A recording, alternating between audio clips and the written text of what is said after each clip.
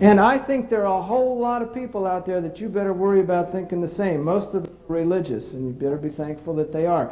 I'm trying to provide something that will eventually take the place of that, because that's going downhill fast. I know you don't believe that, but I think it is. I think we got to quit. Right. Sorry. We're going to stop now. You're great. I mean, quoting me is a great hero.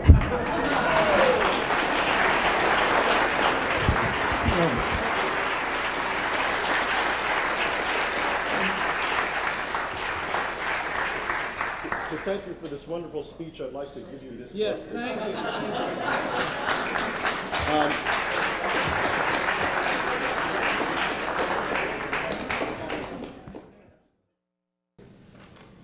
Do the adaptations of what it is to be a human being make it possible for us to expect that human beings would be able to assimilate such lists of behaviors into big, broad values, and would we be able to, as a practical matter, put a website up where we could accumulate things like that and determine the extent to which people assent to them?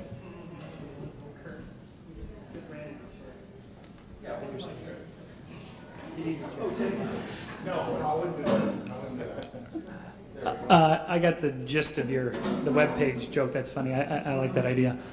I don't think evolutionary ethics, however, tells us how to act so much as we evolved a brain that has the capacity to select between things, to judge things as good and bad. You know, snakes with rattles, not good. I'm talking about how to teach it. Evolutionary ethics, evolutionary behavior can't tell us what is good or bad. But if we, as a society, assented to a list of things that we determine was good and bad, like return somebody's sweater if you find it at the end of the meeting. If we had a list of such things, then is there anything that evolutionary biology can teach us about how to teach such behaviors to one another and to our children and grandchildren? I think one of the things that an education in what the diffusion of the knowledge that evolutionary psychology has created would be helpful for everybody to know. It would make most of these religious codes that John Hartung talked about seem ridiculous when we know what we know about human behavior. That's what Alfred Kinsey's stuff was all about. Let's find out what people really do behind closed doors so we can determine the kinds of codes we should have to tell what they should do. And these are usually two different things for the reasons I think John said.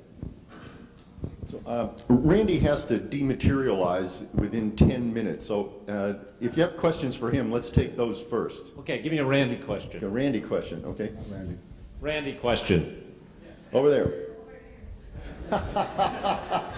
Is the caller there? Oh. Just come over this way. Okay. Randy, I enjoy your... me or you? I teach a conceptual physics class in high school, and I oftentimes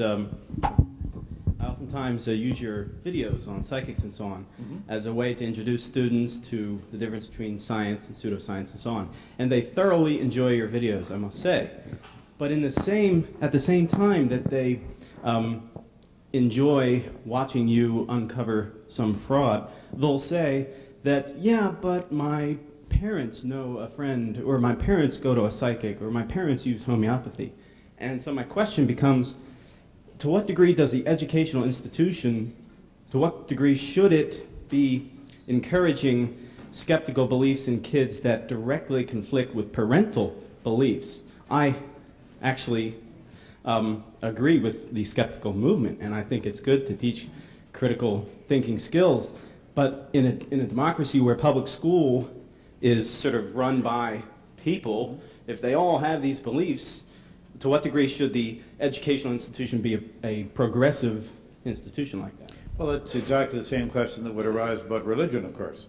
Does the school have any right to question creationism or specific religious beliefs or notions or whatever? And I think the answer is yes, with the provision that they say to the students that your parents or your relatives or your friends may have different ideas from this, but I ask you to consider both of them. You've got to offer at least offer them the choice between the two of them, but I think it should be offered to them. If you don't offer it to them, you're not performing as an educator. And I think that first excuse that you didn't examine the right psyche because all the rest of them are right is very much like the fellow dragged up in court convicted of murdering 5 men, and there were 7 witnesses, and he says, but Your Honor, there were only 7 witnesses that were produced here in court, and I can produce 500 witnesses who didn't see me do it.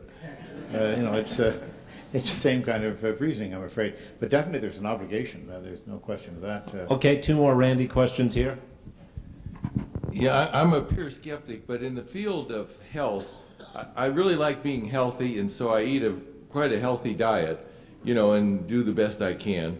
But I get tempted with these claims of these pills and these health organizations and all these wonderful things that if you start on their little diet or pill, that you'll get more healthy and less cholesterol and the whole thing.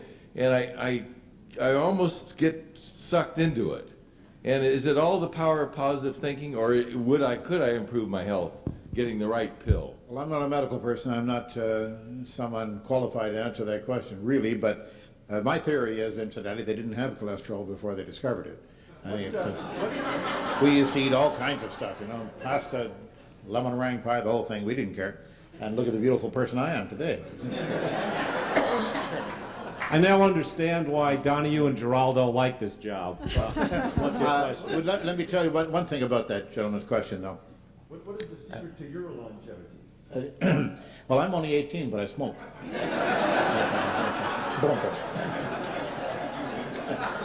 It's like Di Vernon at the Magic Castle. He died at 100 because no one told him old people died. Then he said, really? Boom. And that was the end of that.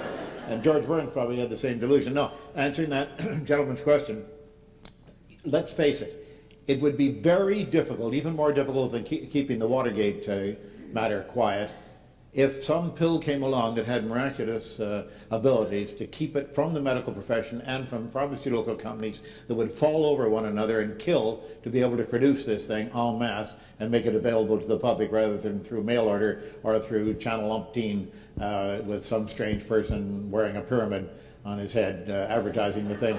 You just can't hold on to stuff like that. It gets out and somebody's going to manufacture it and get very rich instead of one guy with a post office box someplace. So, yeah, another question. Hi. Out in Colorado, after we had read your column, we were all prepared to have a blasphemers party and turn each other in. I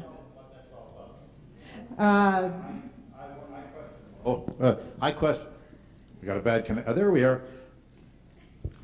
No, I was questioning the blasphemy laws in different states, so on email I went out there and said, how many states have got blasphemy? Because I think God is a jerk and the whole thing. And I committed blasphemy on the internet, and I challenged anyone to take me to court for it and throw me in jail. That's what we're talking about, right? Right. Okay, go Well, on. the laws mysteriously disappeared off the books when we tried to check it in Colorado. It's not there. Did anybody else take you up on your dare? No, some people in Massachusetts said that I was going to get mine when I died, so hey, I'll take my chances.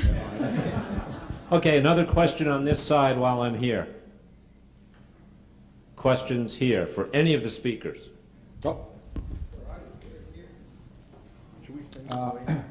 For Dr. Brooke, I think that a lot of us in the audience here have a real problem with the necessity for our influences to be everlasting, the forever argument. And I think that there's an out for that.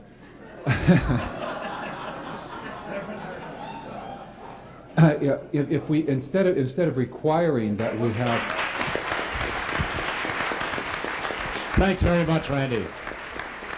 James the Amazing Randy, thank you again. Okay, back to our question.